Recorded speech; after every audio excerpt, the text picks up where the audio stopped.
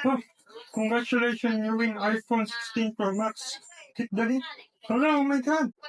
Hala, congratulations, you win iPhone 16 Pro Max. Click the link now. Saan mo makukuha yan? Huwag ka magpapaloko sa mga ganyan, Lo. Ha? Bakit naman, anak? Hindi lahat ng nakikita mo sa social media totoo. Hey, na tayo iPhone 16, anak. Nag-notice na nga dito eh. Ginagamit ng mga tao yan para lokohin ang kapwa nilang tao. Ang tawag dyan, Lo, is phishing scam. Nagbibigay sila ng peking rewards. Tapos, may link na nakatouch dyan. Pag clinic mo yung link na yan, pag sinend mo yung mga informations mo dyan, may makukuha nila yung mga personal identities. Ay, ganun pala yun, ano? Susunod na ka. Pag nakita ko yung mga link, susunod tanongin kita.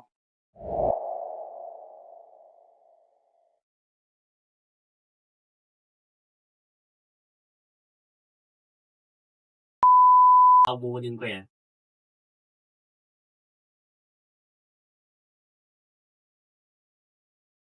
O ano?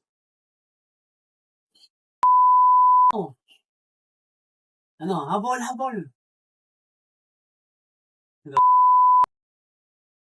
Dito ka.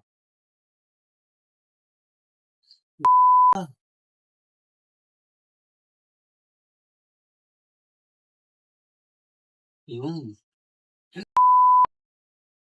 Ano pa ako? Jay, tigil mo yan. May mga... Stop mo na yan. Ano ba yun? Stop mo na yan. Makikipag-away ka na eh. Mamaya na. Hindi pa pwede yan. Oy! Isa. Stop mo na yan. Halika dito. Halika dito. Ano ba yun? Anong sinasabi mo dyan? Ba't nagmumura ka na? Wala nga yun. Kung hindi ka kaya manalo, huwag ka na maglaro. Hindi mo naman kasi alam yung laro namin eh.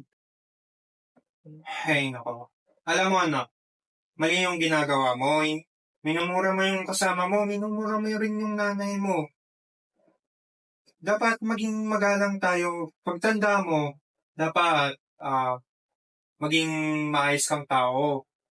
Gagalangin mo yung mga nasa paligid mo. Hindi yung mumurahin mo dahil talo ka lang. Paano kung totoong buhay na yan? Paano ka na? Mapapaaway ka lang, anak. Alam mo yon. Naiintindihan mo ba sinasabi ko, anak? Opo. Okay. Magpahinga ka muna doon. Huwag ka muna maglaro. Break ka muna sa paglaro, okay? Okay, salamat, anak.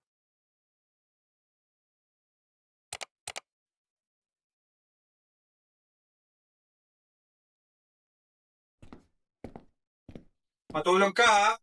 Opo. Huwag ka makikipag-away. Makinig kay Lolo.